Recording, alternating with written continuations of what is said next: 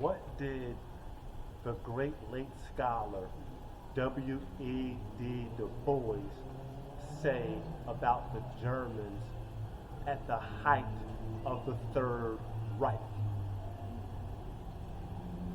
What did Frederick Douglass say about the Germans at the time of the American Civil War?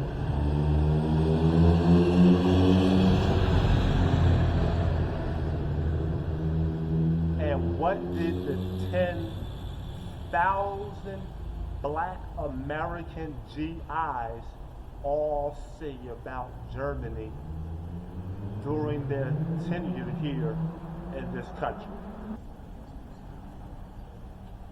But when you examine what Dubois said, Frederick Douglass said, 10,000 GIs who were all on this land, and what they all said about Germany and the culture, it is simply undeniable. It is greatly reliable. And I am an extension of those ancestors that have all embraced this country, and I give my thanks.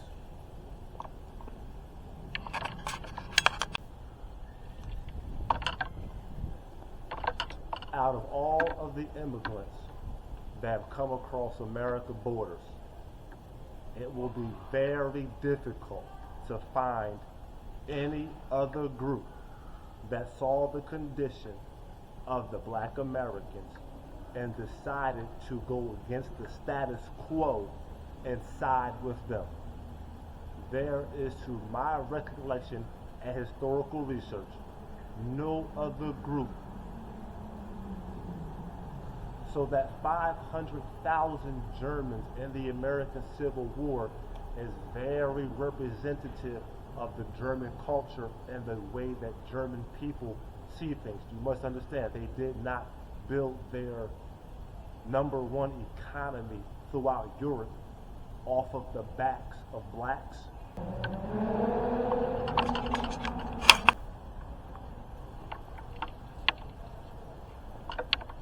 We could not find any evidence of Dr. King Schuller.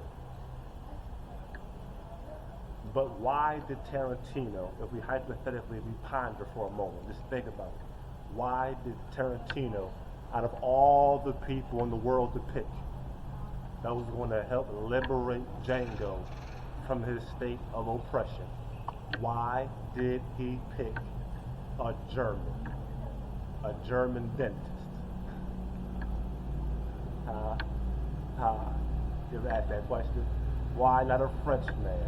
Why not a South Korean man? Why not a Japanese man? Why not a Brazilian man?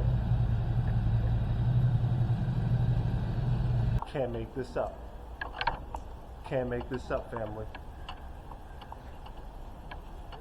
The very thing that they were fighting against is the very thing that was found in their home.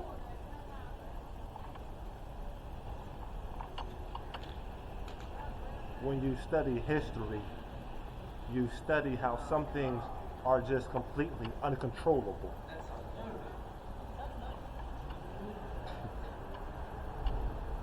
I tell you, no lie, it was truly never the intention of the people who constructed America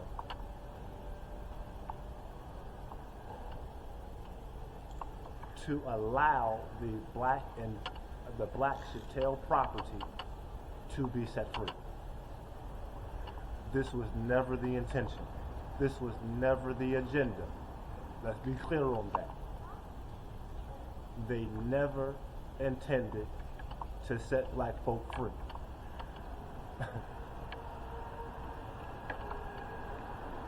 But once again, due to a 500,000 man army who was already equipped in combating tyranny in their mother country through that of Napoleon Bonaparte, now when they come to America, they see the chattel enslavers, they see Napoleon, they see the chattel enslavers as an extension of Napoleon.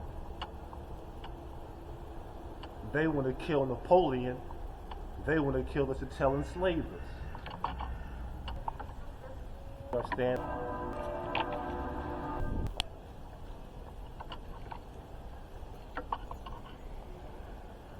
See, you're watching the movie in an entertainment sense, and it was very entertaining. But are you watching the movie from a historical sense, where you're also learning? When you understand the history of Germany, the true history of Germany, then you begin to understand that they did not raise their economy to number one through the means and forms of oppression or through slavery. And it has been their history that they were always anti-slavery.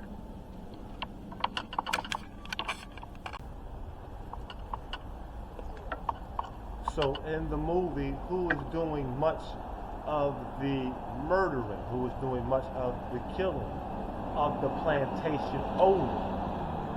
Now think about that. Who is the one who is killing the overseers? Who is the one who is killing the plantation owners? Who is the one who killed Monsieur Calvin Candy? The fourth generation plantation owner, whose decadence has exceeded his common sense. It was the German who killed this person, rightfully so. And when you go back and understand the historical, some of the writings that they were putting back, they were sending back to their mother country in Germany before the unification of Germany in 1871, they were sending letters back to their mothers, to their aunts, their grandmothers, their parents, their siblings. And these letters were expressing their great hate, their righteous hate for the plantation owners of the South. They even had some indignation for the northern liberals.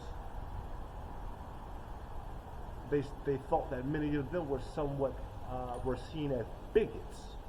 Yes. But they vowed to kill the plantation owners of the South. This is an aspect of German history which usually goes unrecognized. The Western media likes to put their own spin and narrative on things through media and movie impressions, without peeling back nor doing the real research. It's very difficult to argue this one fact.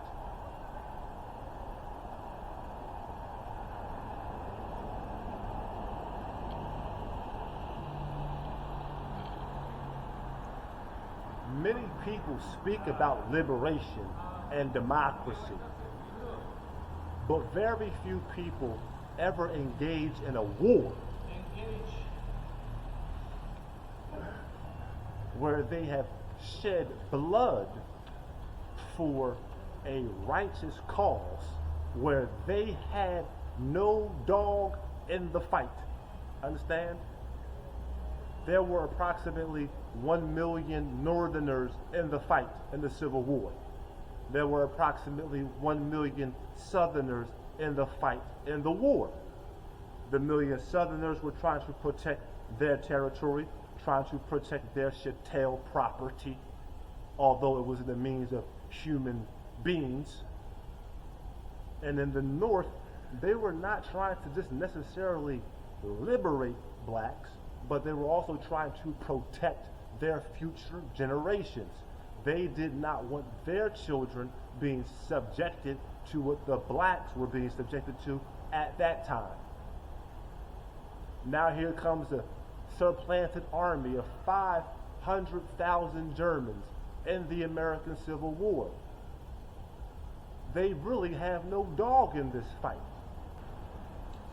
What and who are they fighting for?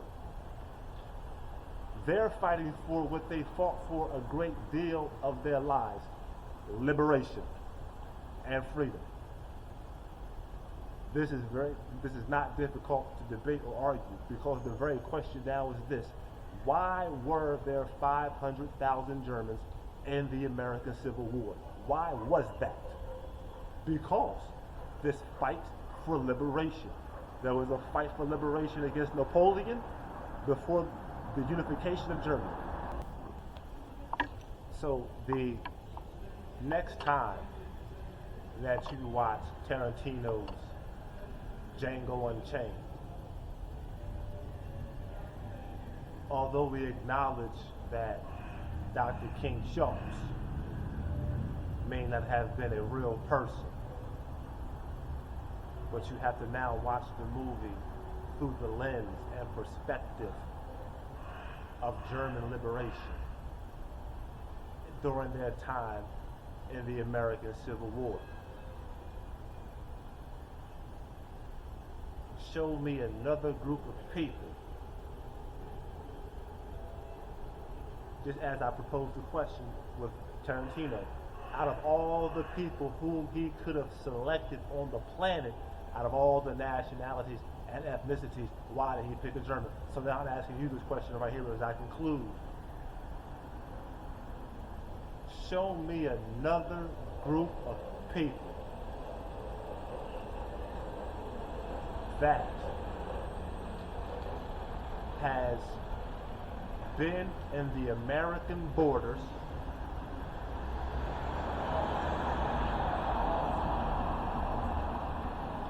for an extensive period of time.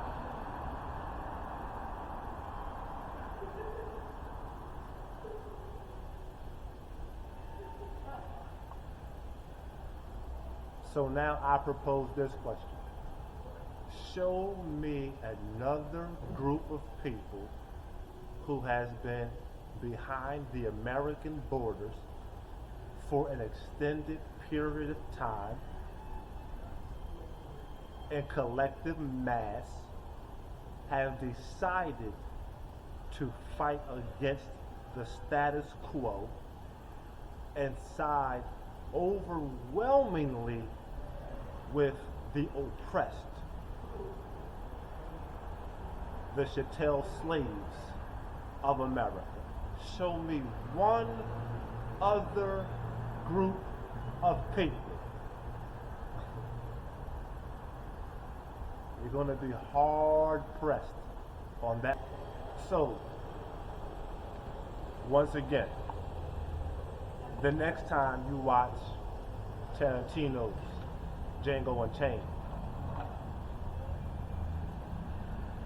you may have to recognize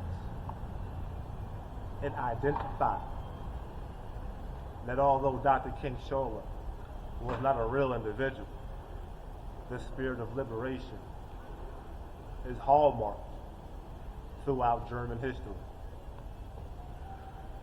the true German history, not the westernized media version of it.